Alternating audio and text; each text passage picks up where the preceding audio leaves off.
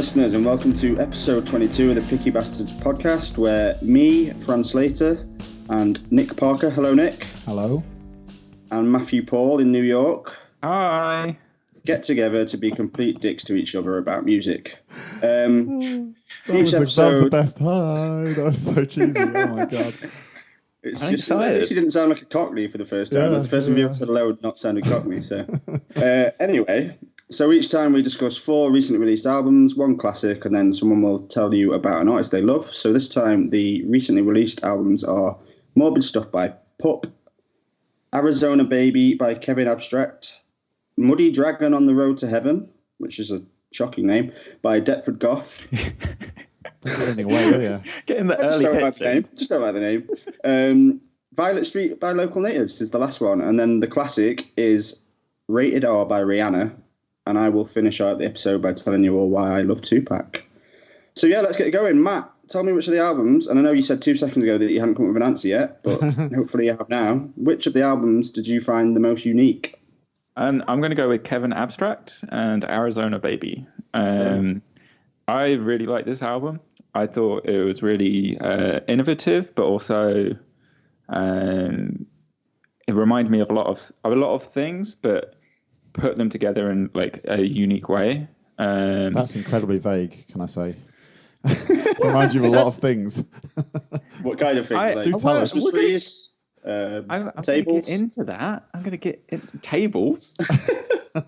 Okay, go for it. I think it's just broadly, it's a pretty varied album, and it's pretty diverse in like the style of rap. Like to begin with, he comes out really hard and really kind of seems to want to demonstrate his rap skills. But then like he's quickly switching into like the second song, which is called Joyride. He has like a bunch of horns on it. And it's much more fun, and it kind of has an Outkast kind of feel to it.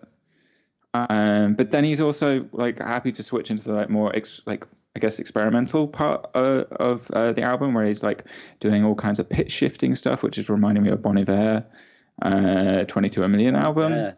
Yeah. Like I drew a lot of parallels to 22 A Million and some of the songs that he was putting out there, and I just think musically, this album had a lot going on that I found really, really interesting, and one of the most musically interesting rap albums we've covered so far. Yeah.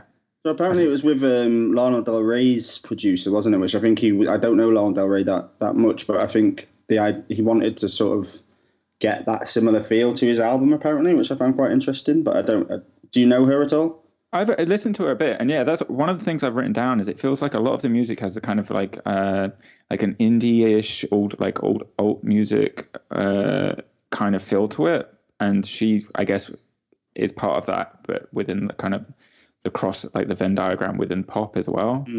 And I can see how it doesn't feel like a traditional hip hop album. It feels like it's been had some something different done to it. And so that's, I really kind of found it kind of interesting, and to bring it full circle, unique because of that. Okay, well, there you go. Nicely put together there. Well done. Fantastic. Okay, so where can I start with this album? So I overall just need to say that I am so tired of the vocoder on songs on hip-hop albums. So tired of it. And this album is absolutely overloaded with songs with that vocoder effect, which drives me up the wall at this point. I can't bear it. So that may seem like a small detail, but Joyride is full of vocoder. So is There's a lot Georgia, of vocoder on this album. So is Baby Boy. So is Corpus Christi in the choruses. So it just really hung heavy over the whole album that there was this really trendy, or for me, no longer trendy effect, like smashing through the actual flow, which I thought was decent. I did think he actually had a good general flow and had some interesting things to say. I think tracks like Corpus Christi, which is probably my favourite song on the album, was very moving and sort of intimate narrative, but ultimately still had that vocoder thing in the choruses, which I found so annoying. Did you not find the vocoder, like the way he used it was interesting to actually, rather than just using everyone who it uses it just sounds exactly the same to me. I mean, it just kills their variety, and by definition, that's what it does. Isn't it? It just pitch bends everything they do to like steps. It's a thing. You're just an old man. It's like it's a thing that people do now, and it's. Yeah, I mean, I'm not saying I love it. I'm saying I'm not an old man. You're an old man if you think it's too it's too tired. That's the point. I'm bored of it. But is it any more tired than you could say the same about a guitar? Yeah. Or a drum kit. No, you're right. There's no variety in guitar tone at all. I know what you're saying, mate. He uses it like an instrument, though. He changes it to reflect the music. To me, it just presses the button and turns it on, basically, and then it turns it off again periodically. That's Maybe the full you just weren't listening. I did think that things like, talking of guitar tone, there was really nice guitar tone in Corpus Christi as well. I really liked that, and it reminded me of the Frank Ocean track, Self Control, from Blonde, if we did that one a long, long time ago. Remember that album? Yeah. But I think the Frank Ocean album is generally more interesting than this one, and has a bit more of the kind of indie direction I think you're referring to, Matt. I see the Andre 3000 references a lot, but I don't see the Bon Iver, really. Apart from the vocoder, maybe. Yeah. Well, I think the way he's using the vocoder is where I draw the parallel. Okay. I think he uses it in parallel with the music in a really interesting way. Okay. All right. But don't that's believe it, fair. but fair enough. So it was just, it became, to use a musical joke, it became one note because the whole thing was put through the vocoder. So I couldn't get past that irritating detail which they run through the whole album. So I think it was decent actual flow, decent rapping, and had some interesting things to say. But if you dress it in this trendy thing, then it becomes out of favour eventually, and I lose interest. Sorry. No, that's fine. That's fine. Not that sorry. You don't have to apologise. I shouldn't have apologised. You're allowed opinions, and it's fine. That's what we're here for. Okay. Okay. Well, I would say there's a lot to admire about this album. I think what really is interesting about it is just to see an openly gay male rapper being so unashamedly open about this, and from just the songs where he sings about his boyfriend to, going as far as talking about being a power bottom and cum chasing. I just think that's like a really positive move in a genre that would not have had that in the past. So that's great, and there's some good storytelling. Lyrically, it's interesting, but Matt's called it the most unique. I would say it's so fucking generic. Just in terms of music and melody, it is one of the most generic albums I've heard in a while. Is that because there's too much vocoder, possibly? Possibly that's part of it. I mean, I'm not a big vocoder fan, except from Bon Iver. But what I mean really is the melodies. Like Mississippi is a big example. It's just such a bog standard tune. He's literally just like da da da da da da da da, and it's just like it just happens all the way through. And if you look at those elements rather than the lyrical side and the storytelling, then I'd say it's basically R&B by numbers. And I just think it's a real shame that so many of the songs suffer from this setback, because he's got a lot to say, and it's a brave and interesting album in that regard, but it's just so basic in terms of songwriting. And I think there's other songs like Peach, it's just such a standard melody. It's melodies that I've heard a million times before. So first couple of times I heard it, I was like, yeah, this is interesting because of who he is and the story he's telling, but it died very quickly for me. So yeah, interesting. And do you see the Frank Ocean thing I was talking about at all? And do you think that comparison is? I mean, I remember being bored stiff by Frank Ocean as well. Okay. So I quite like that over the time. I remember wanting to go to sleep through most of Frank Ocean. I think that's a far better album that does a very similar thing to this, but just does it with more variety, more delicacy, and less vocoder. Well, any comeback, Matt? Seems you just got. Wrong for 5 minutes. I think the bit you're missing is that it is, for me, it feels like he's kind of magpie stolen from all kinds of places and brought it together. And though some of the bits may feel kind of maybe more generic, having them all together on one album, I think is pretty cool. But having so many melodies that are just so basic, does that not? I just think it's a catchy album. It's catchy, right? That's the defense mechanism. It's catchy because it's So basic I don't know. it becomes catchy. Sorry, that's really harsh. I apologize. Yeah, come on, Nick. Hold on. It sounded like a load of ringtones, though, did it? That's the thing we come back to a lot, really, on this podcast. Is that who has ringtones? Like, come on, you still listening to Crazy Fog on your? It just sounded like ringtones, but with some stories on top of them. Okay. Well, are we done? It's a great album. Yeah, great. It's great.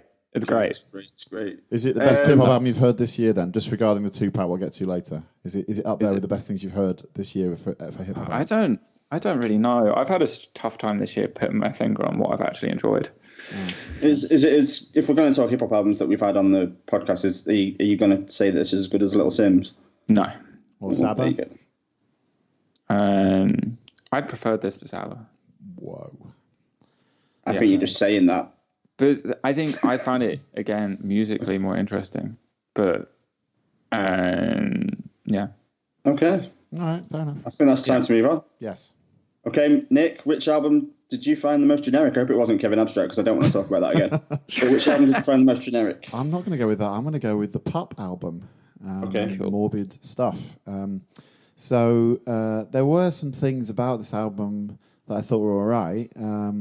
I thought some of the bass tones and the bass sort of hooks were quite energizing and kind of exciting. There was some good actual lyrics. I say with a little bit of surprise in my voice, I suppose, but there's some good lyrics in it. I wrote one down, for example, an opening of one of the songs, I think it's the See You at the Funeral. The days were a blank and I float around the edges of them. And I thought that was a really nice phrase. And there's lots of examples along those lines where I think the lyrics are quite interesting, intelligent. It's very much within a box, a kind of punk pop box, and it doesn't really break from that, with the exception of those couple of things I mentioned. And it has the two things which I find really problematic about that genre always are there as well in this case. One is the sort of teenage whine of the vocalist, sort of very nasal, sort of tinny, and just trying to be aggressive but sounding not enough so almost. It doesn't have the weight it needs or it wants to have. And you could say the same for the production. That's the thing I was going to mention was the production is, and I'm sure I've come across this problem before with other albums on the podcast, which is where it wants to be heavier than the production allows it to be. Like it's clean and it's boxed off and well produced and polished, and there's too much of that for a genre that should be a bit more scary, So I think an example would be, well, almost all of it, but I think an example would be Kids. Kids is an album, is a track where although I did like, say, the bass on the verse of Kids, the choruses and most of it sounded like they were trying to break out of something that they were a kind of box that they created for themselves, a box of the genre and a box of the production. And even though he had interesting things to say in several cases, when he came through with that kind of, again, that sort of whine, that teenage whine, it was off-putting, honestly, and that was kind of a problem for me. So yeah, I was kind of, it was a bit of a pity, really. Initially I thought, this could be something that would get me more into this genre than I have been in the past, but I couldn't really shake those things that still stuck with me as being a bit of an impediment to getting through it, really. Yeah. So yeah, that was me on the pop album. What do you think? Well, I have to say that I'm quite impressed with you, Nick, for even being able to get that much out of this album to just to speak from more than 12 seconds, because I have very little to say. I wouldn't have been able to quote any lyrics. I wouldn't have been able to name song names, really, because I found it unlistenable. Wow. So, yeah, I mean, it just felt like I'd gone back to the early noughties, like Blink-182 and very just much stuff that in I that never vein, liked then, and I've never been able to get into. And what's the reason you couldn't get into it then? Because I feel like, is that the same stuff I'm talking about? It's the sort of the teenage voice that you talked about. It's a big problem for me with this kind of thing. It just feels like bands that got stuck in high school and just want to be 14 forever. And it's always screechy. It's always too many guitars. There's no sort of nuance. There's no like, let's pare things back a little bit here. Let's do this. Let's change it. It's just a load of songs that sound the same to me all the time. I just don't have any interest in it. It's a very sort of, I'd see it as like a middle class teenager who wants to pretend they've got problems when they haven't. This kind of music. Teenager, right? Okay. Yeah, I just struggle with it. I just never have had any interest in it. Screechiness. Yeah, so it didn't do anything for me. But I know Matt used to like this kind of. I can definitely. So. Before I guess I'll just say I totally see what you're saying about the Blink-182 thing, and that's why I answered in terms of the generic, question. Yeah, and there were so many of those bands that came through. I was pretty staggered that an album like this came up at this point in time. Really, I'm surprised this. But we've had a few of them on the podcast over the time. Like, what was that one that you picked? I think when we were still doing this with Nermal, and it was similar to this album. I'm not going to be able to remember the name now, so it's pointless mentioning it. But it was. Similarly stuck within a box, like just this kind of like when you see this kind of album and you hear the first song, you just know what you're getting for the next 12 songs. You don't need to listen to it; you just know. Yeah. So, yeah. Sorry, Matt. Anyway. I interrupted you. You go for it, Matt. No, you didn't interrupt me. I thought this album was great.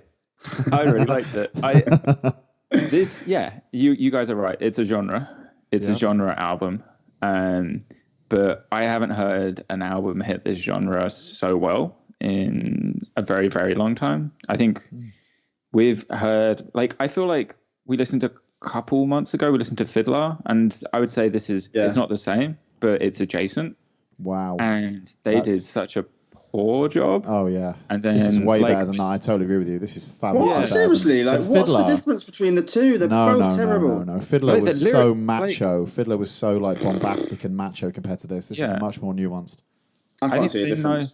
They know what they're good at, and I think, I think I'm glad Nick picked up on some of the lyrics, because I think lyrically it's really interesting. I think he focuses a lot on nuance, and you're talking about Fran. You mentioned how it's just kids with problems that don't really matter. Well, he's talking about real relationships. This is he's 3 or 4 albums in.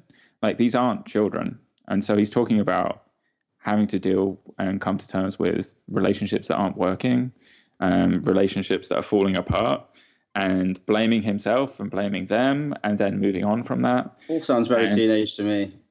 The grey space in between. Well, yeah. He's allowed to be a teenager. You're saying he's not a teenager, maybe that's a problem, but in principle, to have teenage topics in song is not actually itself a mistake, is it, necessarily? If you are a teenager.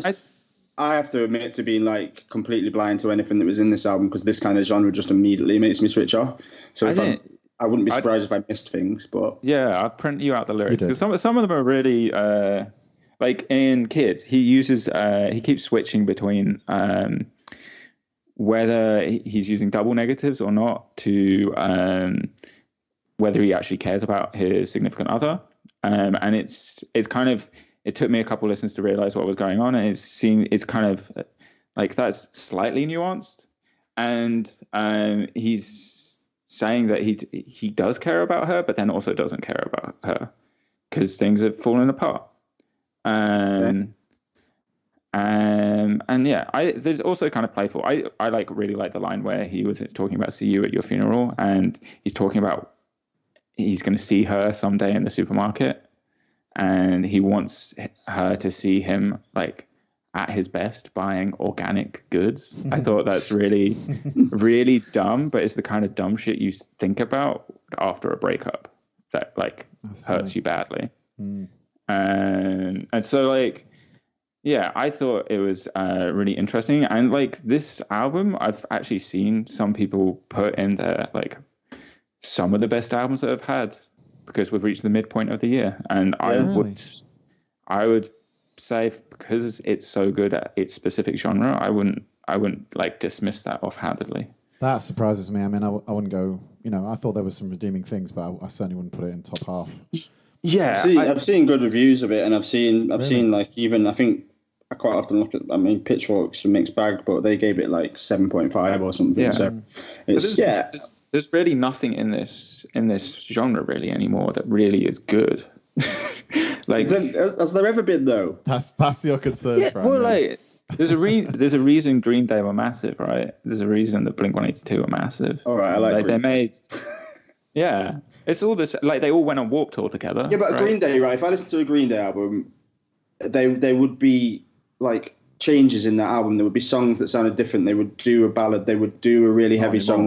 They would change things. I don't listen to them anymore, but when they were big, there was variation across this album and across their albums, and I just don't see that with this or with any of the other stuff I know of this. I mean, the Green Day analogy is a bit like Rage Against the Machine versus all the new metal that came out after it. Yeah. I feel like, I'm not a huge Green Day fan, honestly, ever, but I do see that they're more of a genre defining band. All the other bands are kind of the kind of slightly, very much weaker versions that try and replicate that. I would give you that. I'd give you that. So I don't know if that's anyway, I don't know if that's totally fair to talk about Green Day in this band.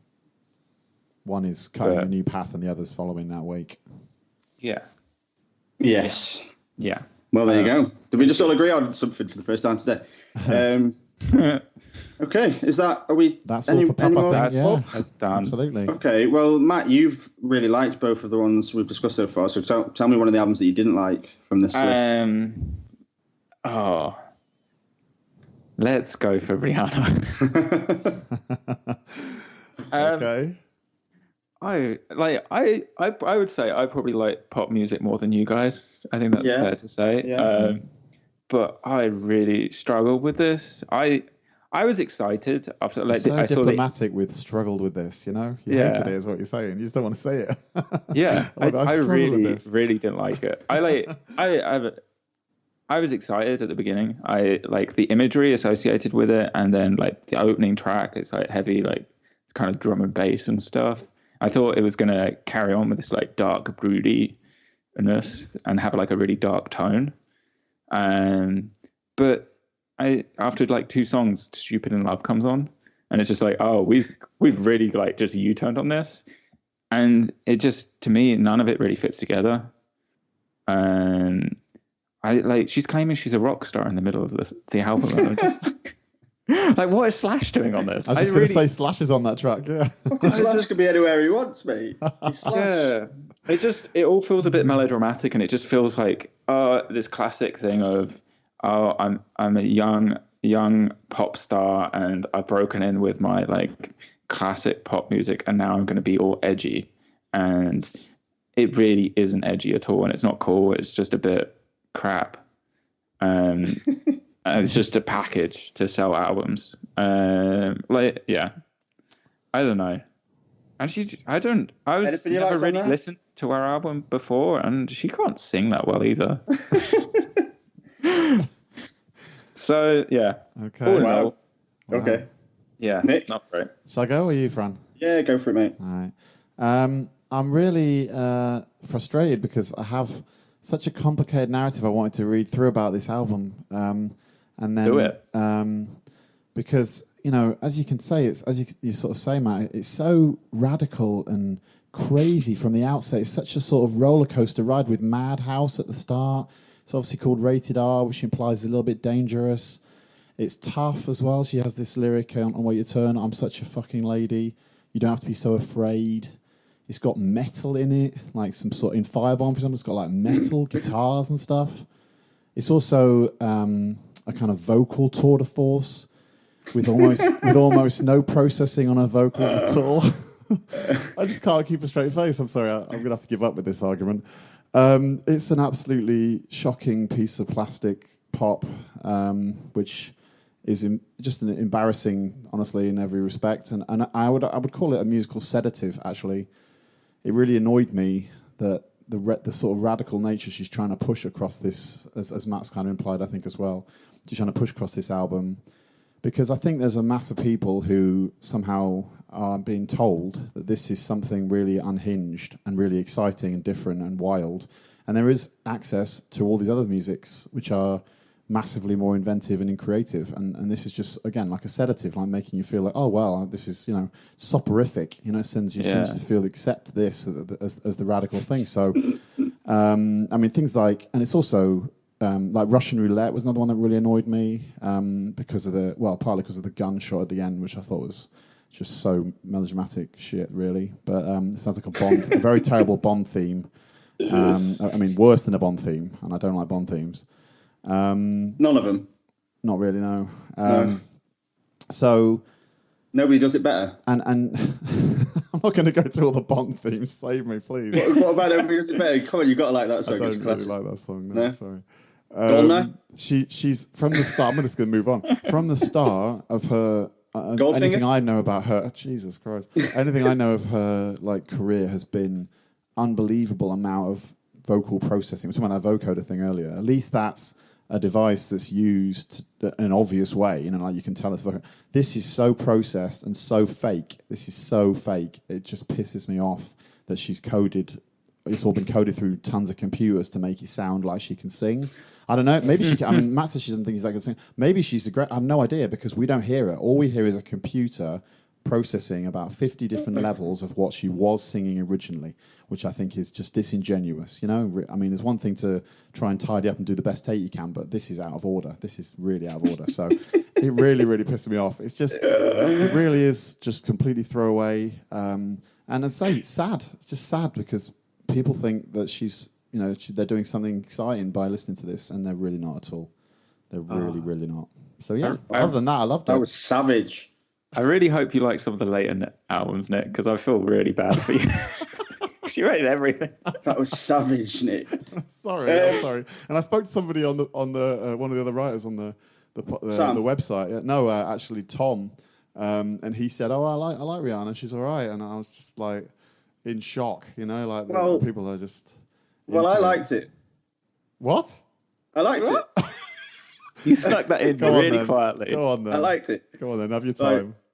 Honestly, I chose this because I wanted to give myself a bit of a test with some pop music. I'm not really a pop music person. I'm quite snobby about it. Yeah, me too. I'll admit I'm snobby about it as well. I actually think it was kind of a successful experiment for me. I think I enjoyed it a lot more than I thought I would. Okay, I'm not going to be going out and buying Rihanna records. I'm not going to be going to see a concert, but I did actually think I was able to enjoy this record for what it is. Like, I put aside a little bit of that snobbery that Nick's just displayed in spades. I'm very snobbish about it. I'm not saying I'm not. Yeah. What was that, Matt? Why didn't you do that for Pup? Because Pup was I can't appreciate that for anything. It was just screechy teenagers. I'll let you carry on. There's some good stuff in this, you know. There's some interesting stuff. I think you're right. The ballads, are abysmal. Like when she slows it down and sings, it's not. I'm not into that. She's better when she's kind of almost rapping. I like her voice when it's a kind of rapping. You've never heard her voice, I'm afraid. Well, you have I think when she's singing, you're right. It's very processed, but I think actually the more hip-hoppy style song, the dubstep elements to it, there is something in there. And I actually think some of it's quite interesting in the fact this is the album that came out after the horrible incident with Chris Brown. And I think she addresses that on a couple of songs. And I think there's some interesting stuff around that. And other times it's incredibly facile with songs like Rockstar, which is just horrible. But yeah, in general, there's songs like Hard, Firebomb, Rude Boy, Photographs. I kind of thought she's just, she's good at what she does. It might not necessarily be my thing, and I'm not going to spend loads of time with her again, but, I don't think you can actually argue, although you two both have strongly, I don't think you can argue against her ability in her arena. I think she's interesting. She's decent. I enjoyed it. She literally built a career off that song, that Umbrella song, which Umbrella's is literally... It's literally like Umbrella. a sample of her voice chopped up, like by a computer. I mean, it's a definition of what her vocals are all the way through, which Umbrella's is completely invented by a computer. Sorry. Well, I'm ranting now. What's music then? You can have a song made with a computer, right? Yeah, but it's disingenuous to pretend that she's actually doing it when it's not. I mean, Aphex Twin does it with a computer. That's fine, but he's not sitting around trying to make out he's a singer, is he? Wow. Yeah. Not everything she's done does not have her singing. It's like, I mean, how am I ending up defending Rihanna? That is a bit of a shock. What is happening? That is a bit of a shock to the system, yeah. But yeah, I mean... Yeah, all right, fair enough. Yeah. I didn't hate it, and I expected to, and I kind of enjoyed it, and it was one of my favourites on this playlist. But that's not necessarily saying a lot. Yeah. All right, let's move on then. Do we move on? Yeah. Why don't you start your one, Fran?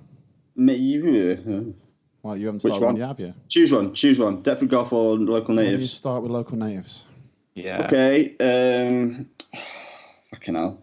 Just a big sigh. Don't do anything else. Just do the sigh, and then we'll just stop you talking now. That's your whole statement of the album. Local Natives, Violet Street. I'm sad about this album because I really liked the previous two albums, and I didn't hate this, but I just found it a bit nothingy. There's a couple of highlights on it, but in general, I just wonder how long they can coast along on this same shtick that they've got, just like this kind of cheery sound masking darker lyrics, but not really saying that much. And for me, if you played this album and the previous album, I wouldn't be able to pick them apart. I can't tell the difference. And I don't hate it. It's catchy. It's upbeat. It's got a few good songs, but really, I just find it very uninspiring. When Am I Gonna Lose You's good. I like Shy, but then Tap Dancer, the song that closes it, is just so standard Local Natives. It just sounds like every other Local Native song that it just feels pointless. I feel like they've almost become derivative of themselves, if that's a possibility. Yeah. I'm just bored at this point. I wanted something more exciting, and I'm a bit, they're playing at Gorilla in Manchester, and I was definitely considering going, but I can't put myself through it because I just found it really boring. Yeah, that's me. All right, Matt. I know Nick's a fan, so we'll leave Nick till last. I was wondering if you'd mentioned something, but you didn't. I felt like in this album they did change a little bit, and that little bit they changed was they wanted to be Radiohead, and I felt like his vocals and the way he's using his voice has changed because he wants to sound a bit more like Tom York. Okay, and then you Never picked out Shy. It's Shy just feels like they want to make there. Okay, so like the songs that I like are ones that sound a bit Radiohead-y then is what yeah, pretty much. I just like they're trying to do something a little bit more, but not much. But they're trying to, and it just doesn't work. I find it also really boring. I think the only, good song is maybe Shy and When I'm Gonna Lose You, which you said. I picked out, When Am I Gonna Lose You? And it's the second song, and I thought when that came on, I was like, oh, this is going to be interesting. But no. Yeah. I think the only reason they're doing all right is because most like indie pop bands of their like generation have disappeared, and so they have no competition, and so they can just clean up. And like the more ethereal stuff, I think they've kind of realized that there's bands doing that better as well. So they're maybe trying to do something a bit weirder, like Grizzly Bear have always been better, I think, than Local Natives, and I think they've come to terms with that and trying to do something different. And it seems a bit. I've got to say, regardless of my opinion of it, if you're saying they're both boring but they're also doing something different, I don't quite see how those two things connect. Just as a general question. Trying to do something a little bit different by just copying another band. Okay. I feel like we're getting a theme on this episode of things being a bit generic and a bit the same as other things, which is interesting. But All right. Are you done, Matt? Nick? I'm done. Yeah, I'm just not excited by it. It was not bad. It just wasn't good. So, as Fran pointed out, I have been a fan of this band for a long time.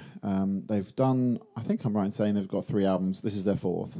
I think you're right. Yeah. When you say this album is like the last one very much, I can't agree with you, honestly. I think it's much more like the first one than the next two. And the Hummingbird one and the last one, Sunlit Youth, were much more coherent than this one is. This one returns to something that's a bit more sometimes stilted or doesn't quite fit together at certain points. But anyway, I'll come back to that in a moment. I'll just say that the album opens, I think, very, very beautifully, actually. I think Vogue is a really fantastic way to sort of bring those strings in and make the album swell before it gets into what is obviously the kind of single, When Am I Gonna Lose You? Maybe it isn't. I don't know if it probably is a single. I don't know. Assume it is, yeah. Yeah. So, it is very much leading into that, and that's a very standard way of making an album, I guess. But it's just extremely well done to have that little vignette at the start. So I really thought that really warmed me to the album from the start.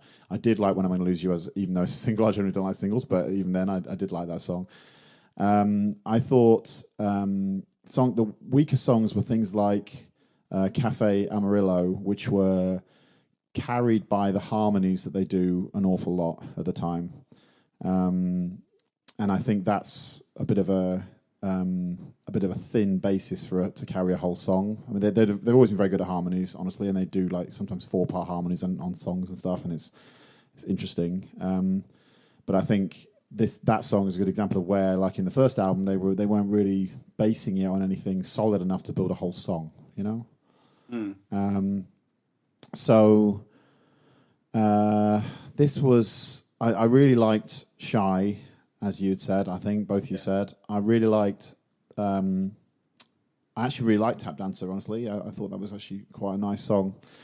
And overall, I think I did like the album. I like, for example, things like On Megaton Mile, and I thought Fran would probably hate this, but I really like the bouncing kind of bass part. I found it quite sort of endearing, and I would assume that I was assuming that Fran was going to say it was like the Y Oak album, because that's a band that seems to me to be a bit similar. Is Y Oak? I mean, yeah, I probably preferred it to the Y Oak album, but okay. But I think it's got that sunny sort of West Coast kind of thing going on. Which you know. And I'm interested about the Radiohead references. I don't really see the Radiohead thing myself, but I'm not against that particularly. Obviously, I like Radiohead, so that's fine. Yeah. But yeah. So in a playlist with a lot of stuff I wasn't into, this is probably, I mean, disregarding the Tupac, this is solidly the best of the albums, I think, for me. Not as good as Rihanna. Oh my god. That was just intended to piss me off, and it worked. So thank you. Generally prefer the Rihanna. No, you didn't. You don't genuinely. You're lying now. You're just saying that to piss me off. There's no way you'd think that in reality. I enjoyed the Rihanna more. I did enjoy the Rihanna more. I think because the Local Natives frustrated me because I expected to really like it, and I expected it to be an album that I got something out of, and I didn't. So actually, the surprise of not hating the Rihanna was probably I enjoyed that more than I enjoyed being pissed off with Local Natives for doing something that I found a bit bland. Fran, you're so depressing. You just depress me, honestly, with some of your comments. I just want to let you know.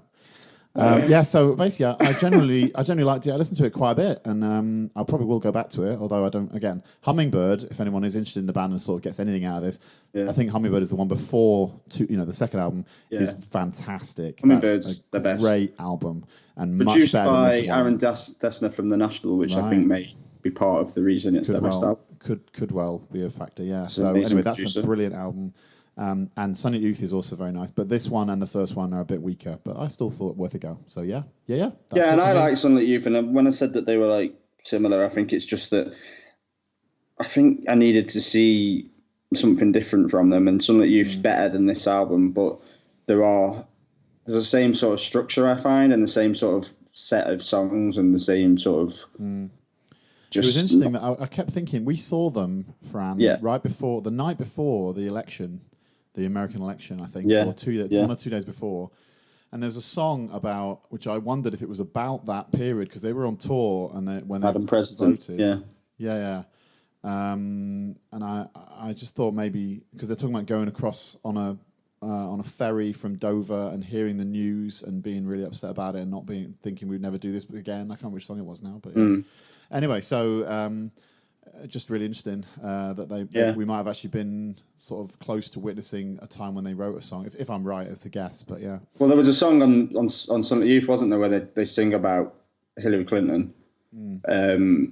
So obviously it's something they are switched on. Oh yeah, they mentioned. I remember them talking about it in the gig actually. Yeah, before the election. But this, I wonder if this song is actually come out of the day after that. Would be kind of amazing. But anyway, so that's all I've got to say. But I thought it was worth a go. People should check it out, I think. Cool. All right. Well, Nick, do you want to carry on and take us to Deptford Goth's Muddy Dragon on the Road to Heaven? Sure. Yeah, I will. So I will say first that I have known Deptford Goth's music for a while and was a big fan of an album. I think it's 2 albums ago though. One just called Songs.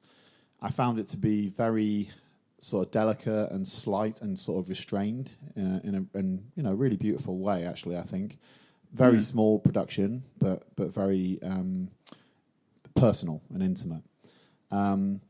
This album was quite frustrating compared to that. In fact, I think that's probably an understatement. Very frustrating compared to that experience to listen to Songs.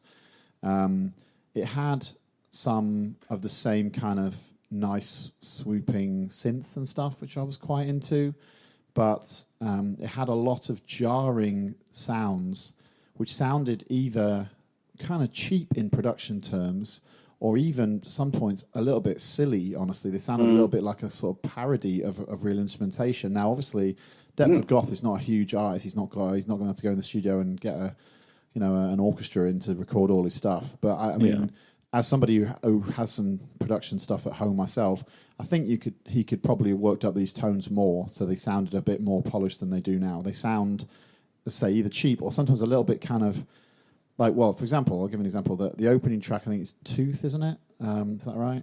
There has this sort of, from the very first bar, has this sort of beeping sound. It's like boop, boop sound, which I find very, almost a little bit silly. It's jarring to the point of being a little bit silly, and that carries on through the whole song.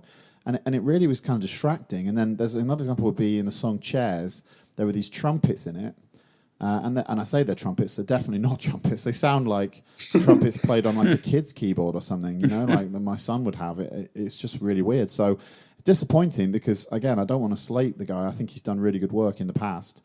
I'll also say on the lyrical front, there was some good stuff, lots of good stuff in the previous album and previous albums. This one is fine too occasionally, but has some bits that are also a bit like, with the tones, are a bit almost silly.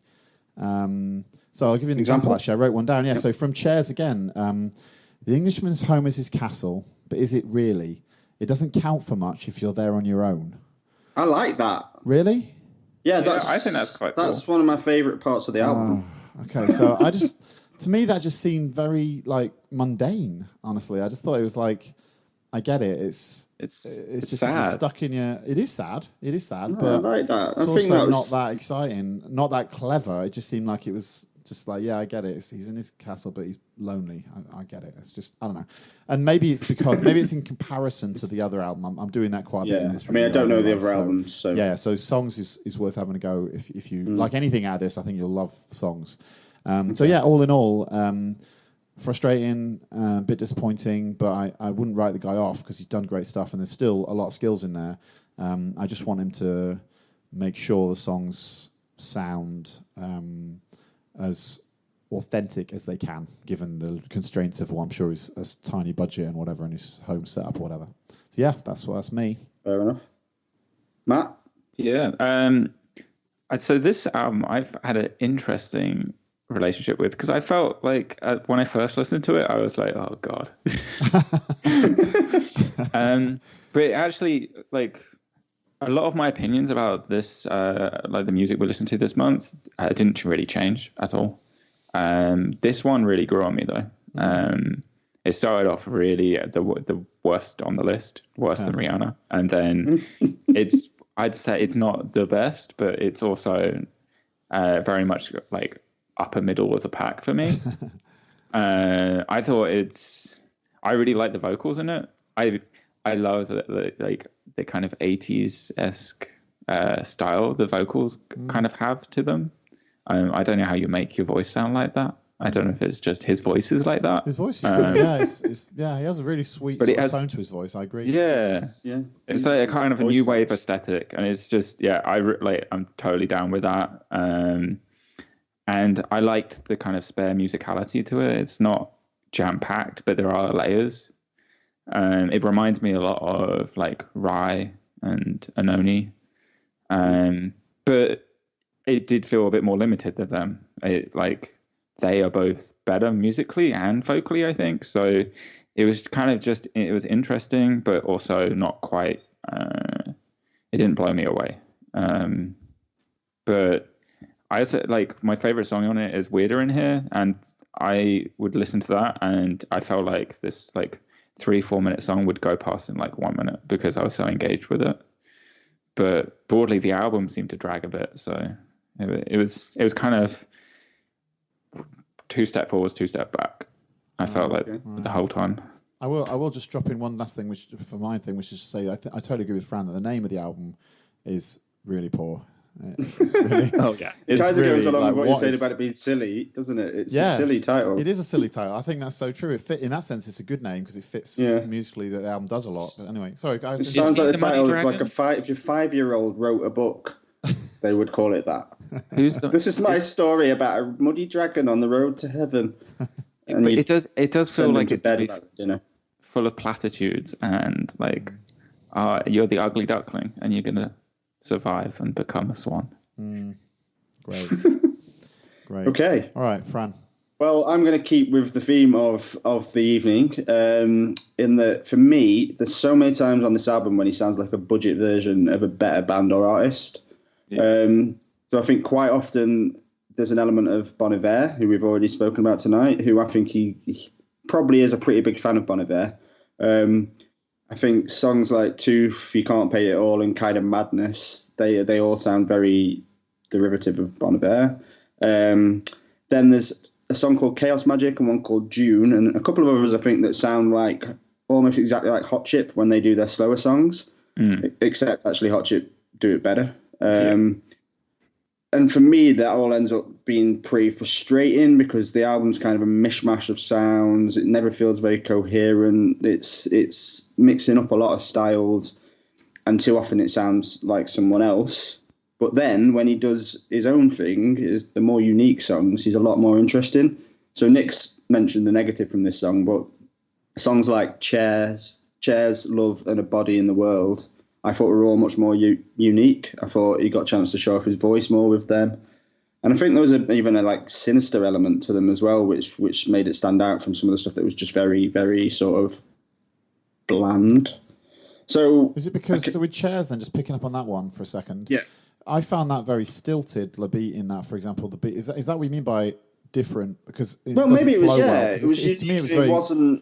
it wasn't like the stuff that for me it was one of the songs that when I heard it I didn't think, oh, this sounds like this person. I thought this is different. It's kind of interesting. It was a bit stilted, but I kind of think that was part of what it was doing. Okay. And I liked that song. I liked Love and I liked Body in the World. I just think there's potential there, but he needs to find his sound and sort of stick to it and choose what he wants to be and not try and be like a lot of other people. But like you say, Nick, if it's someone who's building a lot of his own stuff in his, bedroom, and if he's he's not terrible by any means. I mean, it was one of my third albums on this list, but it was just frustrating because I felt like those songs that were so similar to other artists. I mean, Chaos Magic and June sound like they've come directly off a Hot Chip album. And I just think it's a shame because there was something interesting about him, but he just didn't really nail it for me. It was too incoherent. Yeah.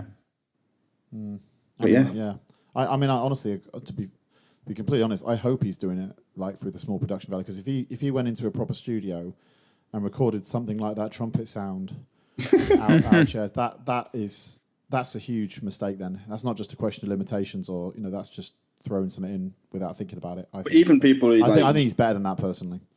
But we talk about like Tallest Man on Earth does all of his stuff in his bedroom and whatever, and you can do more than what this guy did. And you do your own stuff, Nick. It's I'm not going to comment on it, but I'm sure you wouldn't put those trumpet sounds on a song, would you? So no, I don't think I would, but who knows? Although I challenge you to do so for your next EP. Exactly. Yeah. All right. Well, that's good then. Right. So we're through those, I think, aren't we? We're through those. Should we? What do we think of the playlist? Leaving off Tupac, we've not had a very positive night, have we? Is it better than last month? I can't even remember last month. What did we have? Last month was potentially the worst. I loved the Lucy Rose album last time, so I had an album that I really did love, whereas I didn't have that this time. We had Dave on the last one. Yeah. I think these are mostly like they range from like fine to good, but nothing apart from Rihanna, nothing terrible and nothing great. I haven't heard a great album in a while. It's getting me down. I've got a little bit of optimism about our next list, which we'll discuss at the end, but I feel like I've got some, I think there's some good stuff on there, potential. Hopefully. Yeah. Cool. Okay. Right, so pretty shit, really. Pretty shit, let's say. That was a pretty shit playlist. Okay. Tupac. Okay, so, I'm going to tell you why I love Tupac. And I want to start by saying what a valuable experience it was for me to actually do this, to go back, because Tupac was someone who when I was a teenager, late teens, early 20s, I was really into him. I had posters on the wall. I, even considered getting a tattoo. I watched all of his films. I did, I was obsessed with the guy. So, but then it's kind of become like I spoke at the end of the last episode about how I used to love Tupac, but wasn't sure I could still say that. And I think that was a lot down to do with like the gangster image and stuff that isn't really as in step with what I am into these days. But I think after doing this, after putting this playlist together and spending a month with it, I can definitely say that I do still love Tupac, and it's been a really sort of useful thing for me to do. So I think over time, Tupac kind of became to people the person that you see on some of the songs I included here, like Ambitions as a Rider and Two of America's Most Wanted. He became that like gangster image, but maybe people forget the artist who also wrote songs like Changes and Dear Mama. Yeah. So I mean, that's where I started with Tupac was Changes. That was my first song that I heard. And at that point, my gateway into hip hop, which is interesting. Matt wrote a piece on the website this week about Jay-Z being his sort of gateway into hip hop. And mine was You mean Eminem. on our website, you mean? Is that what you're referring to? On our website, pickiebees.com, which we've not mentioned yet. It's a really good article. It's a really good website. Anyway, let's get back to it. But yeah, my gateway into hip hop had been Eminem. So as an intro to the genre, I chose the only white rapper other than Vanilla Ice. So I hadn't really, gone into hip hop learning about the racial politics that kind of define it. So when I heard Changes, that kind of was a big thing for me. Again, I spoke a bit in a really old episode about Skunk Anansie, and I spoke about that being someone singing about racism, which was something I experienced a little bit of, obviously nowhere near to the degree that Tupac probably did, but it was something I'd experienced and didn't really have anyone around me who I could sort of bounce that off. So when I heard Changes, and particularly the second verse, which still hits me really hard now, which starts with the lyric, I see no changes, all I see is racist faces. And then it goes on to discuss like black on black crime, the far off dream of a black president and how they weren't ready for a black president. And I'd argue that that's still the case now because look what's happened after Obama. But anyway, different point. And then it talks about like how hard it is to bring up a young black man in that society when there's so many pressures. And it just kind of really opened my eyes up to a whole new type of music. And I just want to remind you at this point, as I will on several occasions, that this is someone who died when he was 25. So that he could be so insightful, so young, and on so many songs, I just find pretty unbelievable. And I think that's one of the things that really became clear to me again over this last month, that he was just such a thoughtful artist. And it was a particularly good reminder for me to hear songs like Keep Your Head Up, Brenda's Got a Baby, and Dear Mama, where, we see the feminist side of him and the really thoughtful side that I think really does get forgotten. And I think, obviously, there are reasons why that gets forgotten, and it would be disingenuous not to talk about them a little bit. I included songs like Hit 'Em Up on the playlist because that's also a big part of his history. He's kind of the first person to do a real diss song. Now, Hit 'Em Up was about Biggie, and it starts with talking about how he fucked his wife and how he was going to slap her and all this kind of thing. So there was a lot of, the bravado side of things. Which is why a lot of people do love him. But I think, you would argue they were the missteps that he made. And I used to be into that gangster side of his persona when I was younger, but that's kind of what this made me realize doing this month and having a bit of a different perspective on life nowadays is like how much of a mask that was for him. And like, again, he was 25 when he died, which means he was writing the majority of these songs in his late teens and early 20s. So, for one thing, like what might he have gone on to do, but who knows? But what it kind of makes me think is like the sort of side of his character that has not probably aged well is he was a young lad. And in a lot of ways, what this leaves me with, and like we spoke about with Biggie, is it leaves me with quite a lot of sadness, I would say, a real sense of sadness listening to this music again. Because I think someone who was so insightful about racial politics, about the difficulties of growing up as a young black American, and who was, on his way to being a feminist with some things that you would argue against that make him not a feminist, but still He was also a poet. But even someone as amazing as this was not able to escape the societal ills that he was subjected to. And he just raps so intelligently about these issues and was also completely preoccupied with death. Like a lot of the songs that I've included here, he's talking about his own death. I think he knew that he wasn't going to make it through his 20s. And I think that's just such a sad indictment of America in this era. Now I'm going to move over to you guys in a little bit, but I ended the playlist with a song called Life Goes On. And the chorus of that song repeats the refrain, how many brothers fell victim to the streets. And in the end, I think that's kind of what's so important about Tupac. Like both his songs and his life story, he's a testament to that sort of sickness in society. And that's what makes his music so important. And I think for me, that connection to hearing someone sort of talk about race and talking about all of these, all these factors was a really big connection for me. And it's kind of, I think now that I've gone back and spent some time with him, I was able to sort of get that respect back for him and realize how amazing he was. So yeah, on that happy note, I'll pass over to you guys. But who wants to go first? I don't mind. Pick one. Matt. Okay. I guess I'll pick up where you left off. Well, actually, I really hadn't listened to Tupac ever, really. And my impression of him was built on that kind of image that he portrayed. And also from talking to people like you who remember listening to him and taking that image in when they're teenagers. And so I was really surprised in a really positive way about the diversity of messages that he was putting across, exactly as you were saying. Yeah. I think it, compared to like when we listened to Biggie, there wasn't the over misogyny, I don't think. Yeah. In his stuff, and like you were saying, a lot of his stuff is actually like proper feminist shit. So that was really like surprising and something I really appreciated. And it was really sad. Like he talks about how he feels like his daughter's going to be okay because he's selling enough albums to support her. Yeah. And it's just that acceptance of fate is just like, it's so depressing. And then also like the way he talks about like society and the systems at the time, like things haven't changed. Yeah, that's what gets you going back to it, I think, isn't it? That where we are now is there's like people talking about the same about shit now, couldn't he?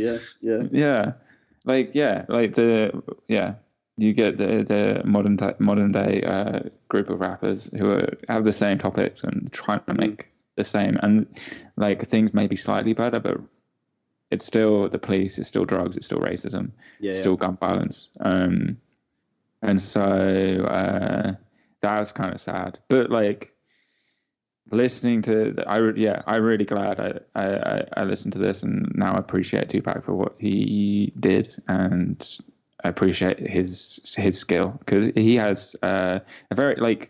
He doesn't have the flow that Biggie does, but he has a really visceral voice, and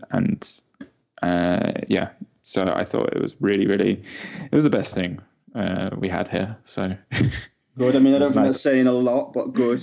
Yeah, I'm glad you thought that. Yeah, cool. Okay, Nick? shall I jump in? Yeah. So interesting you say about the flow versus Biggie, and I'm glad we've done both of these artists now, and also we've done Nas as well, haven't we? So we've done a kind of huge set of major figures in this, and I think his flow does stand up well to Biggie's actually, and I thought lyrically he was great, and you could tell I had heard at least that he was kind of a poet as much as a rapper, or at least as well as a rapper, and you could really tell there was some really very, very powerful moments. Like Thug's Mansion has got this phrase I wrote down: "Picture me inside the misery of poverty. No other man alive has ever witnessed struggles I survived." Fantastic. I thought that was really really effective, really powerful, and you could hear in all this. So I'll back up before I say that and just say there were limits to how much I got into it, however, because some of it still sounded in line with what I think Fran's made a good case for why he does this, but some of it sounded kind of macho to me, kind of there was bravado that I found a bit off-putting at points, and certainly Biggie also had that as well. If I compare it, I mean, again, it's not the same place or exactly the same time, but the Nas album, I think actually I found stronger, or the Nas playlist was stronger than this. But I did see a lot in it, and I was going to say that the thing that you could hear him launching Kendrick Lamar's career out of this, I just feel like that's, and obviously at the end of Pimp a Butterfly, there's that interview, isn't there, between that staged sort of interview where he talks through to him, doesn't he? Remember that stuff? Yeah. So obviously there's inheritance from Kendrick's standpoint, but you could just really tell that there's somebody who's trying to be that wordy and clever and thoughtful about all these things going on around him, and this atrocious situation that he had to endure through most of, maybe all of his life in terms of the racial politics in that country at the time, was really, really powerful, and as has survived him in terms of generating lots of other great work from other people as well. So huge influence. Yeah, I knew he had died very young. Obviously, I knew he died. I knew he died very young. I didn't know he was 25. That's very, very sad. And I do think in general there was lots in this that I thought was interesting. But as I say, I sometimes just couldn't invest in it to the extent. But I couldn't see past some of the things that Fran has made a case for why they're limiting, and in terms of seeing it just as a kind of macho discourse. But yeah, so I thought there was good stuff in it, absolutely. Yeah, and I certainly, his influence is, he casts a long, long shadow. This is clearly somebody who's made a massive impact on a whole genre and generations after him. Yeah, and I think there's, to go back to the point about some of the stuff that it is difficult to get past sometimes. I think I nearly asked you guys to watch a documentary called Biggie and Tupac that I still recommend you watch. It's the Nick Broomfield documentary, and it talks a lot about what happened around them. And I think the other thing about Tupac that I didn't really mention is kind of the idea it was it was suspected he had ADHD. There was a lot of he was really easily influenced and all that stuff around the Biggie thing. Have you heard of Suge Knight? Yeah.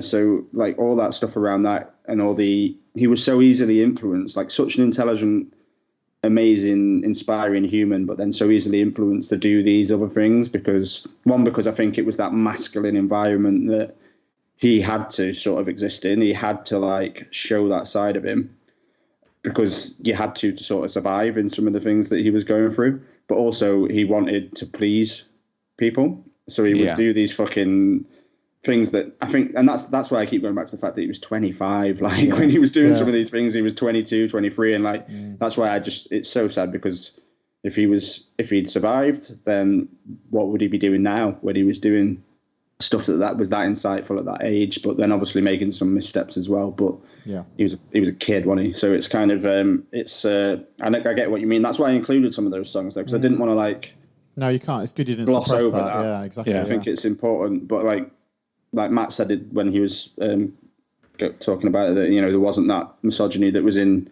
some of Biggie's stuff, and I don't think there ever was much as less so much than Biggie. with Biggie's Tupac, was but I extreme, think. Wasn't it?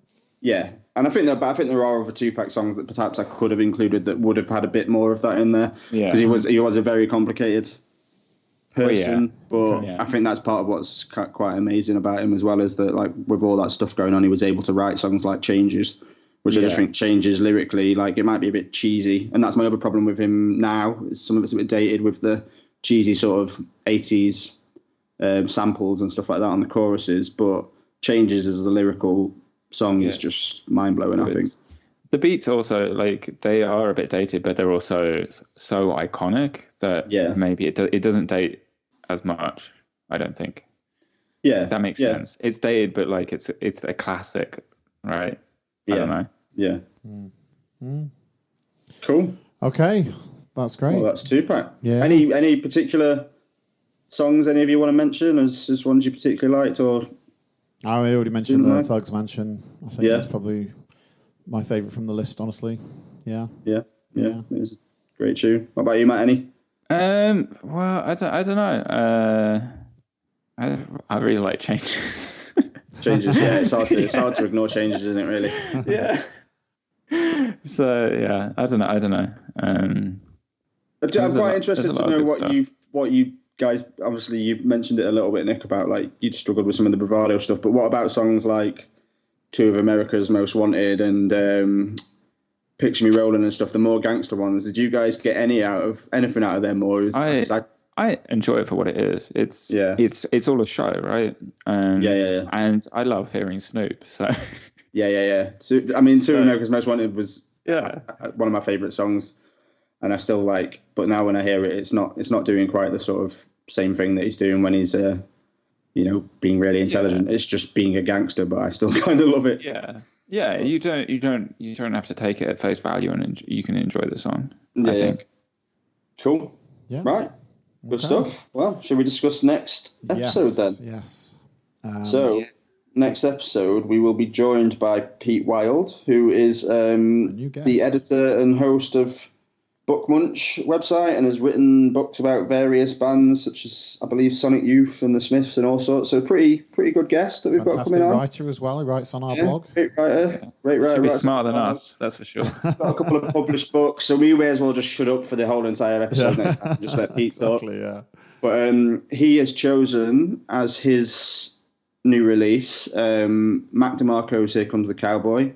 He's chosen as his classic Easter Everywhere by the 13th Floor Elevators, and then he'll be telling us why he loves Mark McCulhay. I believe that's how you say it. So yeah, we'll look forward to that. Okay. My new release that I've chosen for next time is Nothing Great About Britain by Slow Tie. And I have picked Kate Tempest's The Book of Traps and Lessons. And yeah, I've picked Fujiya and Miyagi with the album Flashback. And I'm going to make a prediction that we like this playlist more than the last two, but it's just a guess. We will see. Okay, I'm not going to make any comment. I'm optimistic. That's my prediction. Okay. Cool. Right. Well, cool. Thanks for listening, people. And that's just the website. Yeah, Go over to pickybees.com. Just read all the amazing stuff that's there because it is all amazing, obviously. We're on Twitter. Features us as well as being amazing. Yes, yeah, we're on there. But there's other writers too. It's not just us going on all the time. So, yeah. Yeah, and then follow us on Twitter at Picky Bastards, Facebook at The Picky Bastards, and subscribe to the blog. No? Yes. Podcast. Subscribe to all of it. Do it. Just follow us around. Come on. Yeah. All right, great. Thanks very much. Thank you. Next time. Bye-bye. Cheers. Bye.